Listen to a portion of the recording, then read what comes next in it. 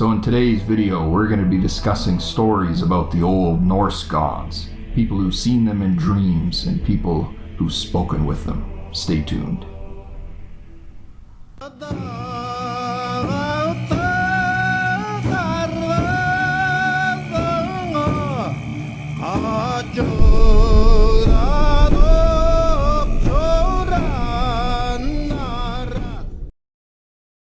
So a few years ago, a good friend of mine asked me which religion he should practice, and I counseled him the way that I counsel most of my friends. I said that you should follow the religion you find the most emotionally compelling. And he shared with me that that happened to be Norse paganism. To tell you the truth, at first I was pretty skeptical as to whether or not this was going to help him, but I decided it would be interesting to see what would come of it. I was a little skeptical at first because I wasn't sure quite how much power there might be in an old religion like that. But he decided to practice it, and I thought it would be interesting to watch what would happen from a distance. He started out with practicing Asatru and saying a few prayers to Odin. Odin is a fascinating deity. It is said that he is the All-Father, and he's the god who was responsible for killing Ymir, the giant, and using his body to construct the world. But what's more is that there is a story of Odin being crucified. He was hung from a tree, and it was during this experience that he was given the gift of the rune stones.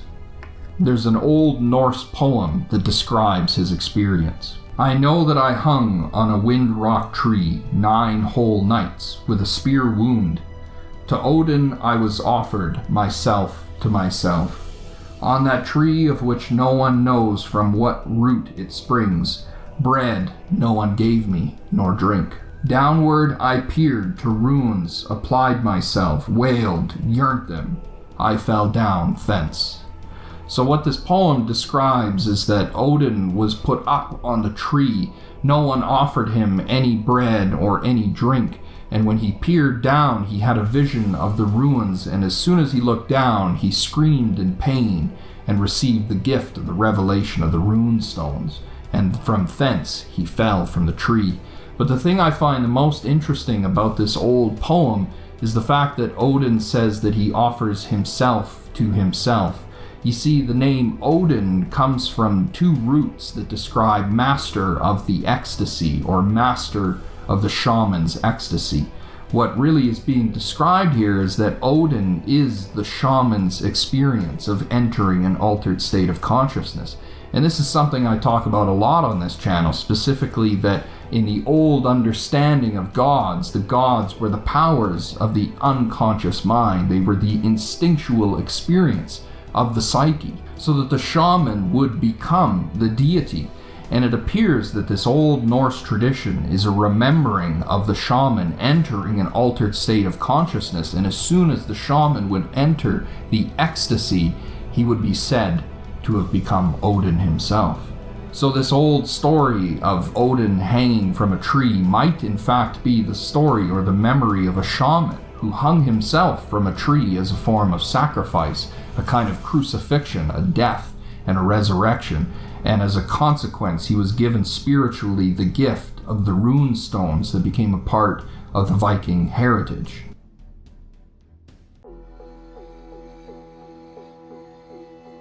He said he went to sleep one night and he found himself in a dream. When the dream began, he was at home with his brother, and they were discussing various things until eventually it was shared that he had to go to church.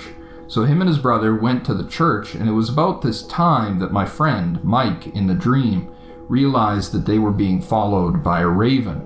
The raven casually followed them into the church, and they took their place in the pews. He said at the front of the church there was a pastor, a real pastor that he had known as a child growing up, and the pastor was talking about how all religions are one and how everything in the spirit world is united.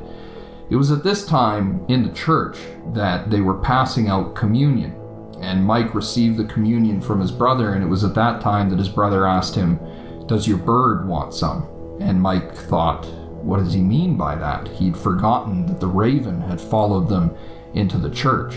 It was then that his brother gestured to the bird, and he turned around to see that the raven had been sitting beside him all this time in the pews.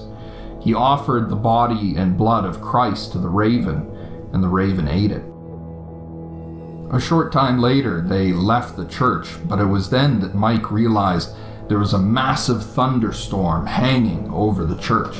The thunderstorm was shooting bolts of lightning down all around the building, and he looked up to the cloud and said, "Thor, is that you?" And the cloud responded with thunder. It was at that time that he noticed there was an ash tree at the opposite side of the parking lot, filled with ravens. And when he looked at the tree, he said, "Odin, is that you?" At which time all the ravens in the tree started to caw all at once. By this time in the dream, he'd realized that Odin and Thor were speaking to him, and he was so emotionally overwhelmed by the experience that he began to weep in the dream. As he wept there, standing outside the church, he slowly began to realize that he was awakening. When he finally awoke from the dream, he was terrified to discover that the ash tree standing outside of his bedroom window was also filled with ravens, cawing relentlessly. Now, it'd be one thing if this was an isolated story, but I've had one of my viewers also share with me his experience of Odin and Thor and the old Norse gods.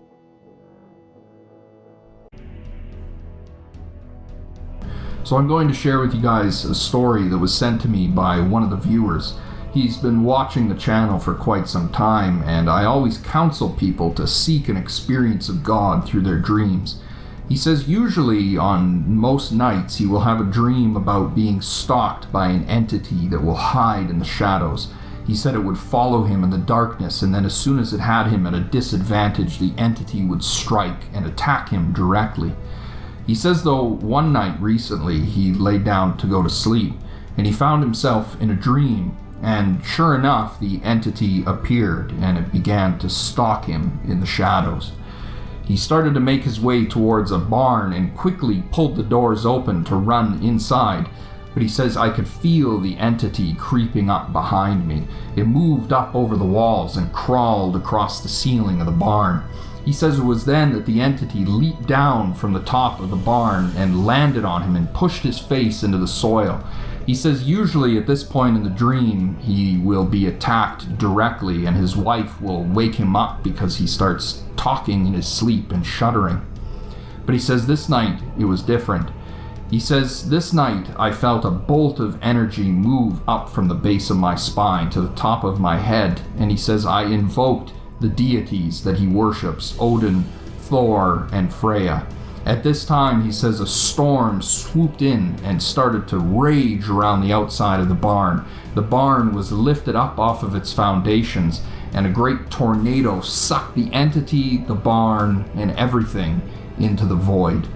He says at this time, he stood up fearless in the dream, and he realized that he was free of the torment of this entity.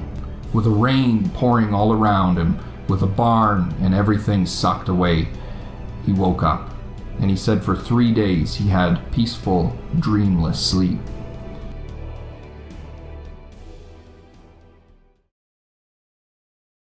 So to understand Norse paganism, you have to understand the mythological development of the Aryans.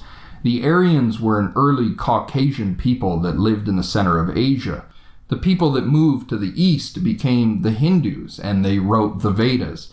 And the pantheon of their deities was Indra, the thunder god, who lived up on top of the clouds. Of course, those who moved into the west took with them a similar mythology, but there we have Zeus and Odin and El, all of whom live on top of the mountain. And so this was a mythological system that was quite popular within Asia and Europe for many hundreds, if not thousands of years. And among the Jews, it laid the foundations for monotheistic beliefs within Judaism. So these old Norse gods really seem to be linked up with this Aryan tradition. And I've spoken to Mike about the development of his experiences, and I asked him if his familiarity with Hinduism had any influence on his experience of these Norse gods, and he said that it did. He shared with me that as soon as he recognized all of the Norse gods as being different aspects of this one divine mystery, it was around that time that his experiences started to increase. So I definitely think that we have a profound mystical tradition among the Norse pagans that links up very well with what we see in Hinduism. And in fact, I would recommend that you guys check out a few channels on YouTube, especially Lady of the Labyrinth, and she makes a lot of these connections between the Norse gods and the perennial philosophy of Hinduism.